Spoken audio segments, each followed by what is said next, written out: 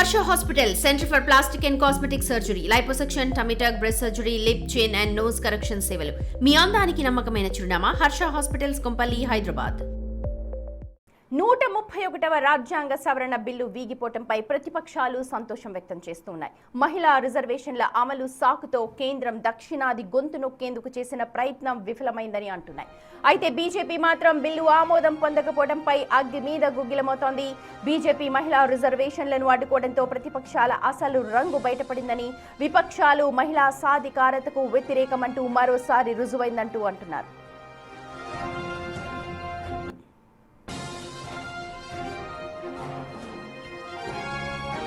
లోక్సభలో మహిళా రిజర్వేషన్లకు సంబంధించిన 131వ రాజ్యాంగ సవరణ బిల్లు వీగిపోవడాన్ని తెలంగాణ సీఎం రేవంత్ రెడ్డి స్వాగతించారు. జాతీయ విపత్తును నివారించిన రోజుగా ఆయన అభివర్ణిస్తూ ట్వీట్ చేశారు. ప్రతిపక్షాలు, ప్రజాస్వామ్య శక్తులు ఏకమై దేశానికి పొంచి ఉన్న ఒక పెద్ద ప్రమాదాన్ని అడ్డుకున్నాయన్నారు రేవంత్ రెడ్డి. రాహుల్ గాంధీ, మల్లికార్జున ఖర్గేల నేతృత్వంలో విపక్షాలు చూపిన ఐక్యత వల్లే ఈ నల్ల బిల్లు ఓడిపోయిందన్నారు. బిల్లును ఓడించడంలో కీలక పాత్ర పోషించిన ఇండియా కూటమి నేతలకు, ఇతర మిత్రపక్షాలకు ధన్యవాదాలు చెప్పారు సీఎం రేవంత్ రెడ్డి.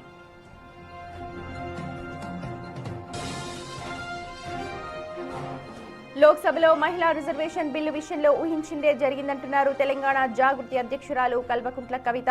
బీజేపీ మరోసారి తన వంచనను బయట పెట్టిందంటూ విమర్శించారు.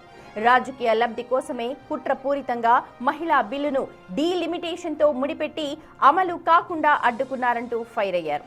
గతంలో జనగణనతో ముడిపెట్టి మోసం చేసిన బీజేపీ ఇప్పుడు మరో కొత్త డ్రామాకు తెరలేపిందన్నారు.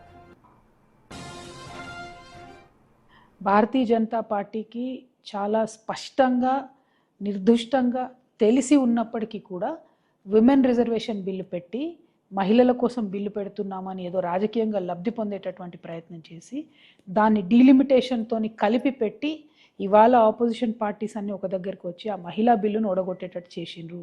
అది కేవలం భారతీయ జనతా పార్టీ ఈ భారతదేశ మహిళల్ని వంచినారని చెప్పడానికి పెద్ద ఉదాహరణ. ఆల్రెడీ ఒకసారి పార్లమెంటు బిల్డింగ్ ఇనాగ్రేషన్ చేసినప్పుడు మహిళా బిల్లు పాస్ చేసిండ్రు.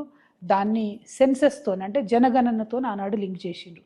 ఇప్పుడేమో మళ్ళీ వెనక్కి వెళ్ళిపోయి మేము పాత జనాభా లెక్కలనే వాడుకుంటాము, కాకపోతే డీలిమిటేషన్ ఆఫ్ పార్లమెంటరీ కాన్స్టిట్యున్సీస్ అని పెట్టి మళ్ళొకసారి మహిళల్ని మోసం చేసినారు. నేను మన తెలంగాణ ఆడబిడ్డల్ని, ఆంధ్ర ఆడబిడ్డల్ని రిక్వెస్ట్ చేస్తూ ఉన్నాను, భారతీయ జనతా పార్టీ ఏ విధంగా అయితే మహిళల్ని మోసం చేసిందో దాన్ని దయచేసి గుర్తించండి. మీ ఫ్రెండ్స్ ఎవరన్నా వెస్ట్ బెంగాల్లో ఉంటే ఫోన్ చేసి వాళ్ళకి చెప్పండి, ఆడొక మహిళ లీడర్షిప్ చేస్తుంది, ఆ మహిళను గెలిపించండి, ఈ మోసకారి మాయమాటలు చెప్పేటటువంటి భారతీయ జనతా పార్టీని ఓడగొట్టండి అని చెప్పండి. కేంద్ర ప్రభుత్వం ప్రతిష్టాత్మకంగా తీసుకొచ్చిన 131వ రాజ్యాంగ సవరణ బిల్లు లోక్సభలో వీగిపోవడంపై బీజేపీ చీఫ్ రామచంద్రరావు ఆగ్రహం వ్యక్తం చేశారు. మహిళా రిజర్వేషన్ బిల్లును కాంగ్రెస్ వ్యతిరేకించడంతో ఏప్రిల్ 17 చరిత్రలో ఒక బ్లాక్ డేగా నిలిచిపోతుందన్నారు. కాంగ్రెస్ నాయకులు వస్తే మహిళలు తరిమి కొట్టాలి అనంటూ పిలుపునిచ్చారు రామచంద్రరావు. పార్లమెంట్లో కాంగ్రెస్ పార్టీ తదా వారి ఇండి అలయన్స్ దానికి ఓటు అగేన్స్ట్గా చేస్తూ ఆ మహిళా రిజర్వేషన్లు రాకుండా చేసినటువంటి ఒక ఏదైతే ఘోరమైనటువంటి ఒక అపరాధాన్ని చేశారో ఇది చరిత్రలో ఒక నల్ల రోజుగా రాయబడి ఉంటుంది. చరిత్రాత్మకమైనటువంటి ఒక ఏదైతే చట్టం ఉందో దీని ద్వారా ఒక సామాన్యురాలు చట్టసభల్లో వచ్చే అవకాశాన్ని కాకుండా చేసినటువంటి కాంగ్రెస్ పార్టీ ఒక పాపాన్ని చేసింది. మహిళల పట్ల పాపం చేశారు. ఈరోజు కాంగ్రెస్ పార్టీ వారి కుటుంబంలోనూ ఉన్న వ్యక్తులే అధికారంలో ఉండాలి. ఇందిరాగాంధీ గారు ఉండాలి, సోనియా గాంధీ గారు ఉండాలి, ప్రియాంక గాంధీ గారు ఉండాలి. లేకుంటే అంతకుముందు జవహర్లాల్ నెహ్రూ కానీ, రాజీవ్ గాంధీ కానీ, ఇప్పుడు రాహుల్ గాంధీ గారు కలగంటారు, అది అయ్యేది లేదు. కానీ అయినా కూడా ఈరోజు వారు చేస్తున్నటువంటి ప్రయత్నం అది.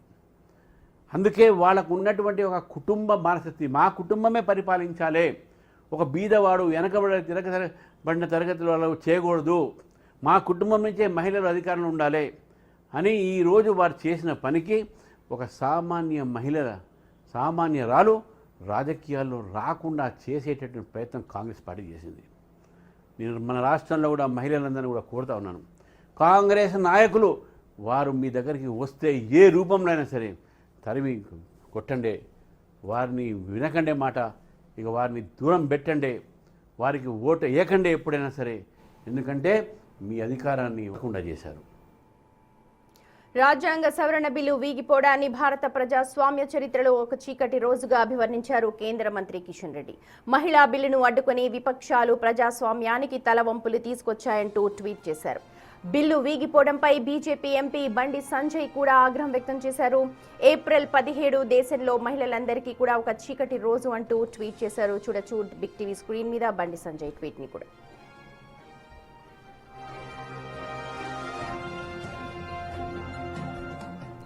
మహిళా రిజర్వేషన్ బిల్లును ప్రతిపక్షాలు అడ్డుకోవడం మహిళా సాధికారతకు తీరని ద్రోహమన్నారు ఏపీ సీఎం చంద్రబాబు నాయుడు. ఈ చారిత్రక తప్పిదాన్ని దేశం ఎప్పటికీ కూడా మర్చిపోదు అని మండిపడ్డారు. పార్లమెంట్లో మహిళలకు సరైన ప్రాతినిధ్యం దక్కకుండా కాంగ్రెస్ నేతృత్వంలోని విపక్షాలు అడ్డుకున్నాయంటూ ట్వీట్ చేశారు చంద్రబాబు నాయుడు.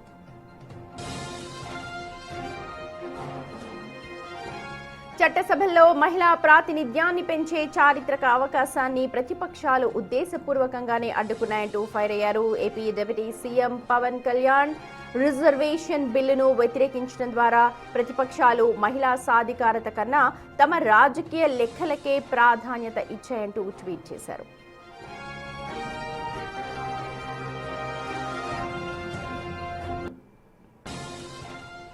రాజ్యాంగ సవరణ బిల్లు వీగిపోవడంతో అటు మహిళలకు ఇటు దక్షిణాది రాష్ట్రాలకు అన్యాయం జరిగిందని ఆవేదన వ్యక్తం చేశారు. వైసీపీ అధినేత వైఎస్ జగన్ నియోజకవర్గాల పునర్విభజన జరిగితే దక్షిణాది రాష్ట్రాల్లో సీట్ల సంఖ్య తగ్గుతుంది అన్న పార్టీలు ఈ విషయంలో ఆత్మ పరిశీలన చేసుకోవాలంటూ ట్వీట్ చేశారు.